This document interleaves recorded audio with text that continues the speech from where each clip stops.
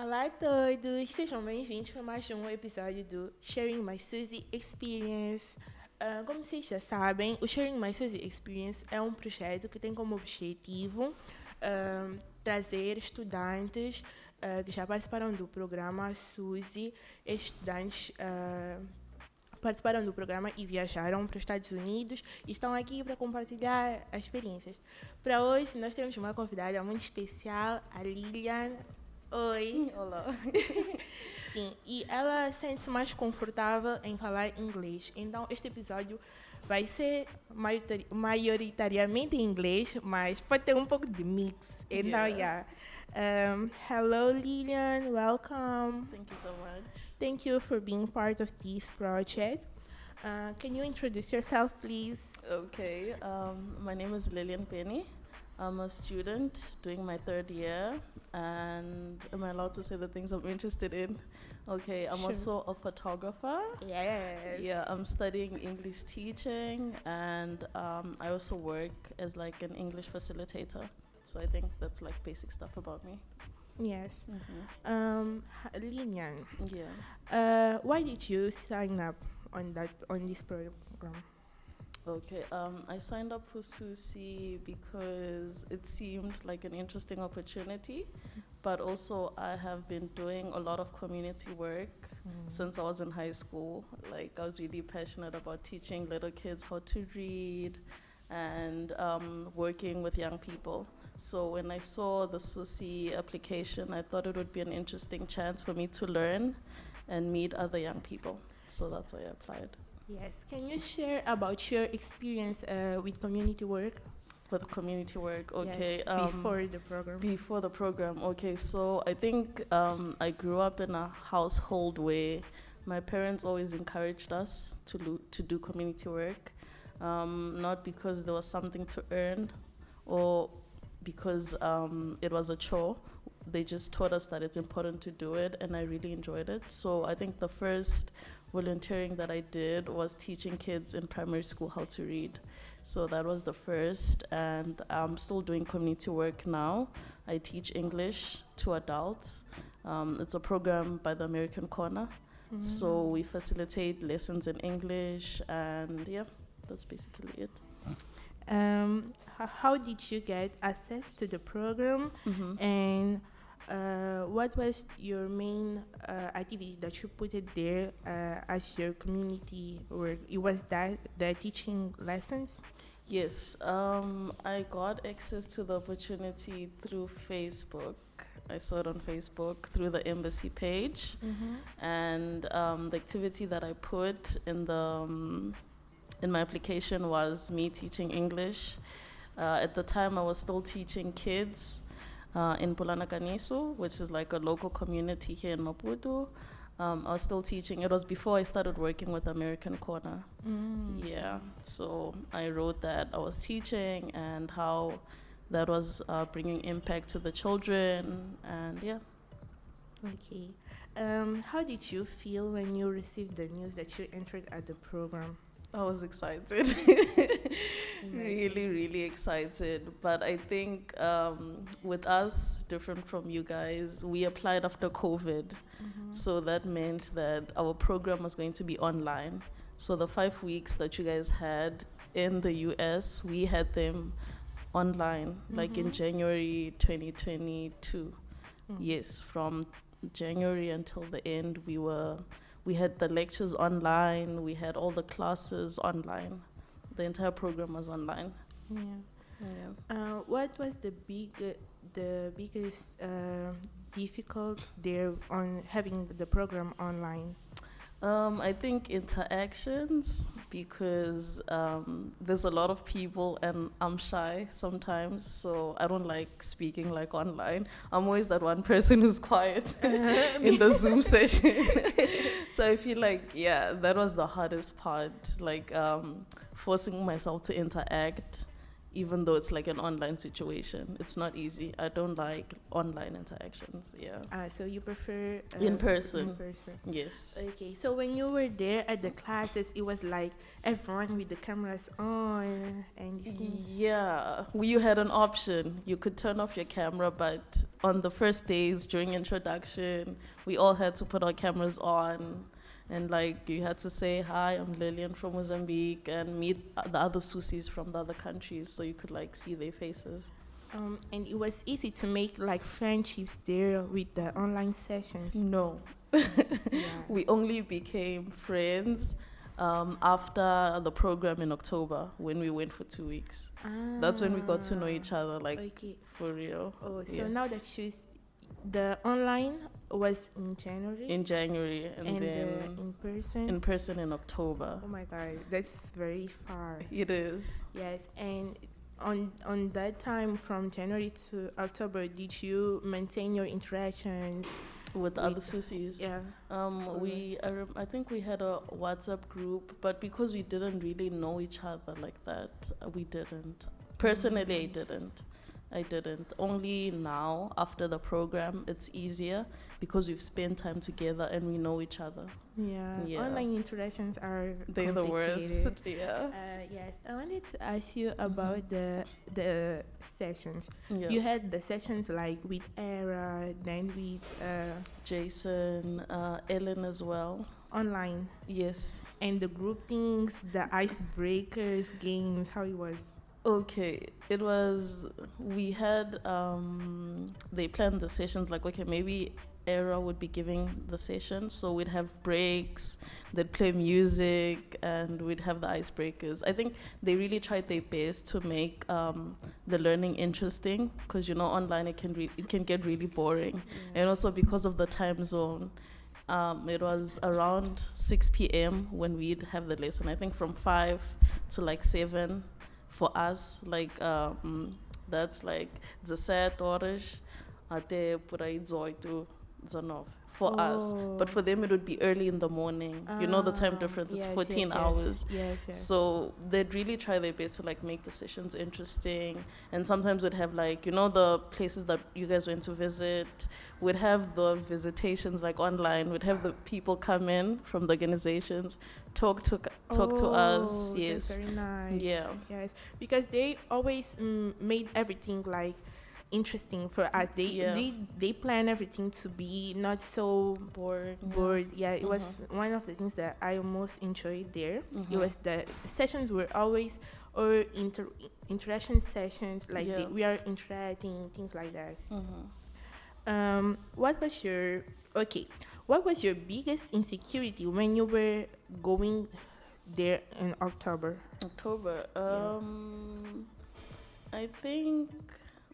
I don't think I had any insecurities. I was just worried about getting COVID during the flight because I only got vaccinated in September because I had to travel. So I got my vaccine. I wasn't feeling really well, but then we had to test before going to the US. So testing to go, that was the biggest, because everyone was praying like, yes, I want to go now. Yes, I want a negative test. So I think that was the biggest thing, making sure that we're safe and we all get there and no one is sick. Yeah, that was the biggest one. Okay. And on that, you told me before, about your COVID situation. Yes, can you tell me about that? Okay, so the COVID situation happens after, but can I talk about the experience? Okay. We got there and they had planned several meetings with some of the organizations that we studied about online. So we'd have outings, we'd go out, we'd also have games in the office, and we also traveled to a different I don't know if it's a county, but outside of Seattle. Squamish, yeah, I think we went there. I forgot the name, but yes, we had fun. But then I ended up testing for COVID. I think there was 1 week left before graduation. You went there 2 weeks? We were there 2 weeks. So it was into the new week. I think it was a Monday. I ended up testing positive. So yeah, that was a movie because everyone was worried and I was really sad. But thankfully, the team at Far Youths like made my stay really nice. Like they'd always be checking up on me, making sure I had everything that I needed, because I had to stay like 5 days in the hotel, and then after that I had like 5 days to go out. So yeah. It was crazy. And did you had ambassadors? Yes. And how can you talk about your experience with the ambassadors, your experience with the host family? Okay. And things like that. Okay, so we had online ambassadors first. Oh. Yes. 1 minute, sorry. Can I explain what's an ambassador? Yes, you can. When you go there to the experience, to the travel, you have someone that will take care of you, like someone of your age that will be checking on you, making sure that you're okay with everything. Where you want to go, they will take you. Where you want to visit, and the things that you want to visit.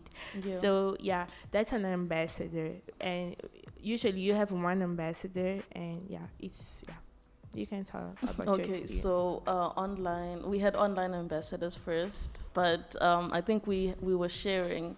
There was 5 people with one ambassador. So my in-person ambassador was different from my online ambassador. But what's interesting is I ended up meeting my online ambassador, actually.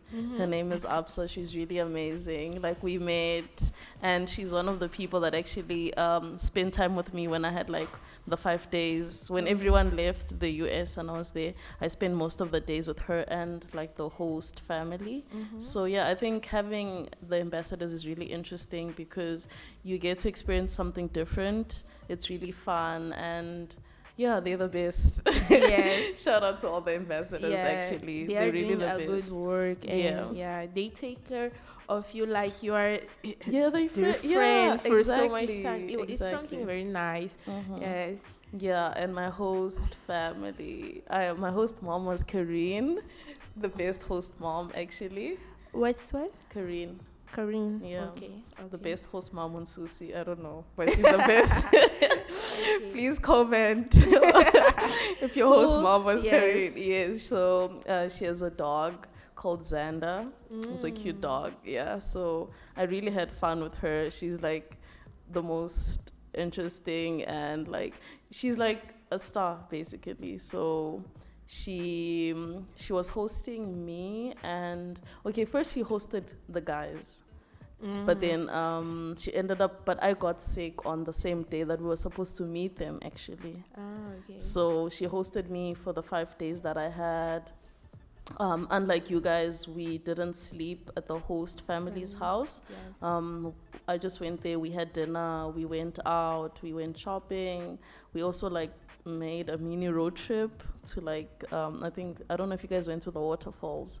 Oh, I forgot the name. It's Squamini something waterfalls. But but we did a lot, actually. But yeah, I think my experience with the host family is totally different from yours. Because of the COVID situation, we could not sleep over.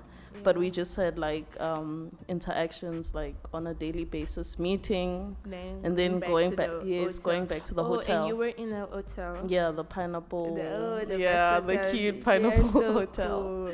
Yeah, I miss them because they were always like, "Oh, how are you guys? Is everything okay?" And we were there losing keys. Really? Yeah. My group was in a situation very complicated because always it was losing something keys. Of every day losing keys. Yeah. But yes, and how did you experience any bad situation that you would like to share here? Not really. I mean, the biggest thing I feel like people always talk about the racism when they think about the US. But personally, I didn't experience that. I think when you travel to the US, you just realize that it's just like everywhere in the world, because there's things that I saw there that I didn't expect to see, especially things like homelessness in Seattle. That's a big thing.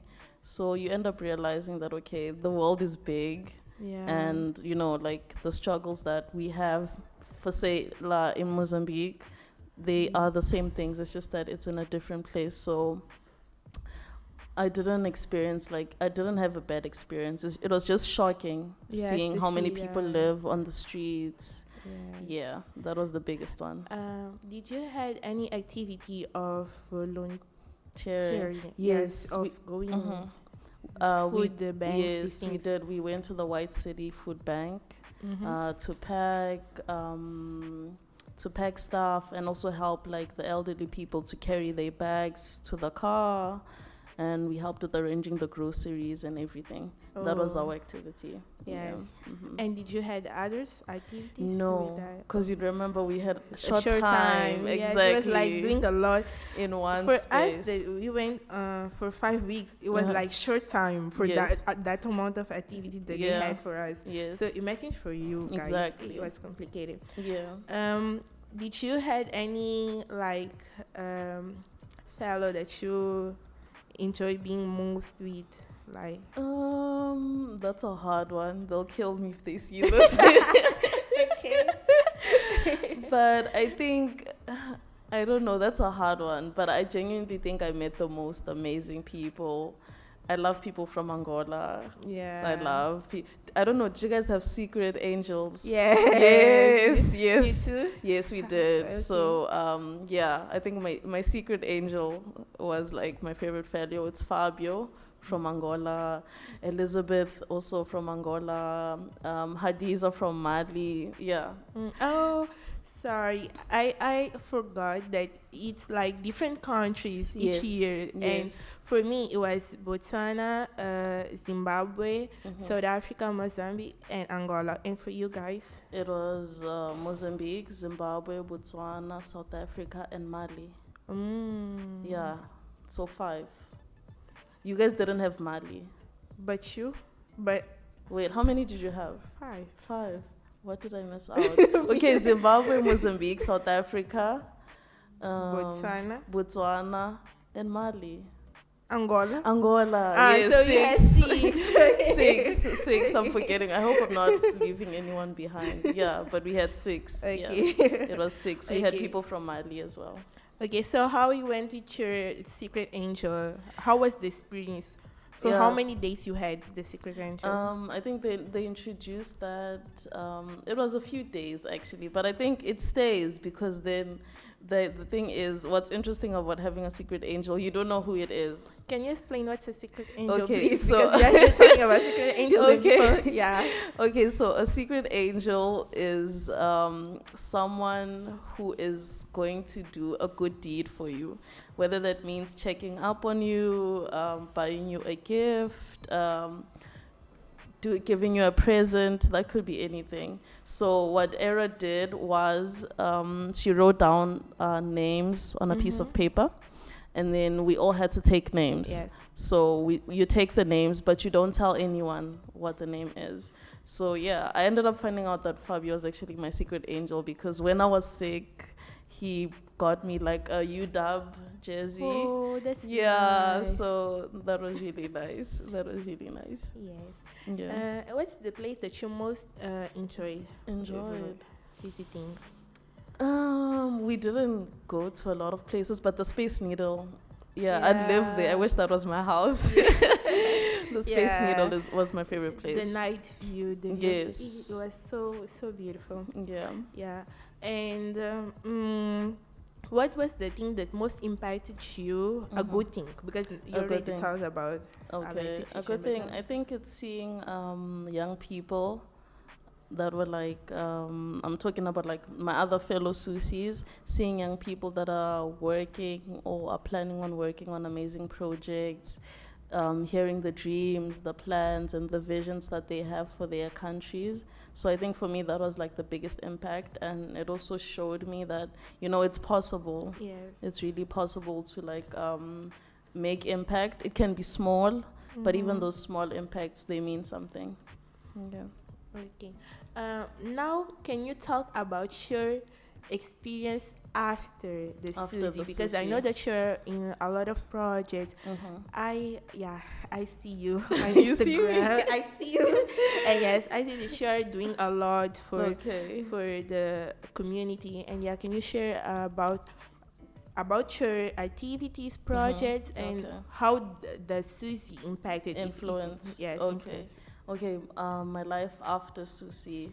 Okay, so I didn't apply to be a SUSI ambassador because of the other things that I do. But I think one of the things that I learned during my SUSI, the biggest things actually was collaboration. So I figured that, okay, the initial idea was like, okay, we always have to start something. Like we always have to start our own organizations, our own small community projects. But then after SUSI, I think my mindset changed. And I was like, okay, if I find someone who's doing the same thing, I can easily collaborate and, we can make more impact working together. Yes. So I think that's why I started volunteering for like my American corner and investing more time in that rather than starting, because the project that I designed was centered around English, teaching English to like young children and adults for free. So since they were doing the same thing, I figured that it would be really nice for me to join them and work and also learn a few things.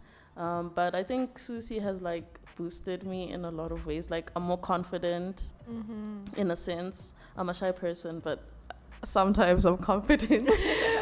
Sometimes. But yeah, after SUSI, I just learned that, anything is possible. Yeah. Really, like literally. I know it sounds cliche. Yeah, but yeah, anything is possible. And I applied for a program that is centered around civic leadership, the yearly program for Southern African leaders. Yes, I saw a reel. Yes, so I went there. Unfortunately, I didn't meet any SUSIs, but it was a really interesting experience as well, because I feel like it's more detailed and you learn a bit more. And what else? I don't know if me speaking about myself as a photographer counts, but it counts. Okay. I'm also participating in a collective exhibition, which you came to see, which is nice. Thank you. Yeah, but I think my experience actually in the US inspired that exhibition because the topic is centered around drug abuse and homelessness, and I feel like it's very deep, guys. It's very deep, yeah. It's one of the things that I saw in Seattle, and when I came back, I saw again, and I was like, okay, I need to capture this and tell a story about it. So yeah, SUSI has not only shaped me in a sense of I'm a better leader, but it has also shaped like my personal life. I'm able to set my goals. I'm able to be confident in any place or area of my life that I'm in. So I'm not, fear is not an option actually. So yeah, SUSI is definitely, it changes you. It's a really amazing experience. It's beyond going to the US. It's beyond being there for 5 weeks or for the 2 weeks that we had, but it's a really life-changing experience. Yes. Yeah. Do you have any advice for people that want to go to the US? And yes, you can be here sharing. Okay, I think tip number 1 for applying, I would say be yourself. Because in my application, honestly, I didn't really speak about, okay, what is it that I'm doing? It wasn't a lot about what I was doing, actually. Yes, it's important to be involved in the community, but also your personality really counts. Yes. Exactly. Why you want Well, exactly. So I remember speaking about me taking pictures. I remember speaking, and that was actually one of the questions in the interview. Like they asked me about my photography and all of that. So I think 1, be yourself, and 2, like always ask yourself, why am I doing it? Yes, because you find people that just apply for the sake of wanting to go to the US, but be genuine about your intentions. Apply because you know that you want to come back and make an impact. Like I said, an impact can be done in so many different ways. Yeah. So those are the 3 key things: be yourself, be genuine, and also know why you're doing it. Yes, that makes it easier. Okay, these are advices for the process. Now, Yes. advices for when you, When you are there, when you're there. when you're going, I think have an open mind, because you also meet Yeah. people from different countries, different The cultures. problems, yeah. Yes, okay, have an open mind, be open to learning, rest, drink water. Stay safe. Don't do what they said you shouldn't do, because that's a big one. But yeah, I think the biggest is have fun. Yeah, you can't be like caught up in all the seriousness, but having fun, having an open mind, and being respectful, right? Yeah, of yourself and like other people, because I feel like we experience a lot of cultural shocks within us as SUSIs, but also when we were there. Exactly. Yes. Yeah, So, I remember some guy screaming and calling us.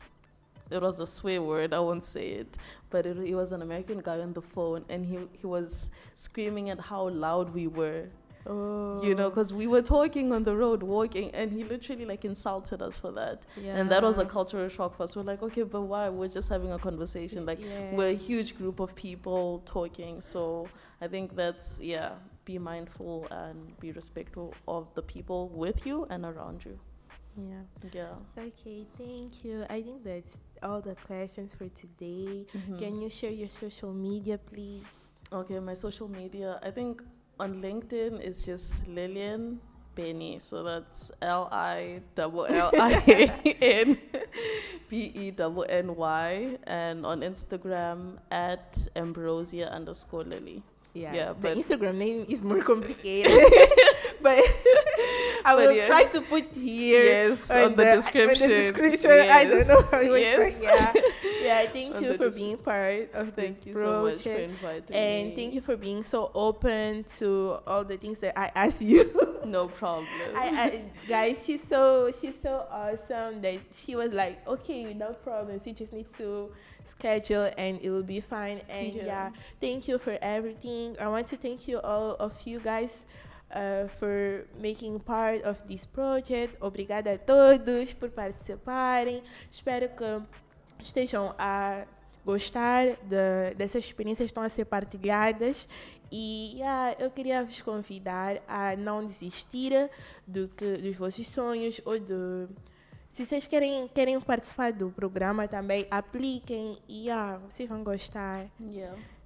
Tens alguma última palavra? Do you have one thing that you want to say? I think listening to the podcasts will really help people get an idea overall. But it's definitely that, like what you said, don't give up, follow your dreams. It's really possible. If you know why you're doing it, if you know who you are, if you know yourself, it'll really work out at the end of the day. So click, like, subscribe, and follow, please. And share. Yes, and share. Bye. Bye. Thank you. Bye. I think you should post short reels on Instagram, because that gets more like... more for you. Yes. Yeah. You should do that. Are we done? Are we Bye. done? Bye. Yeah.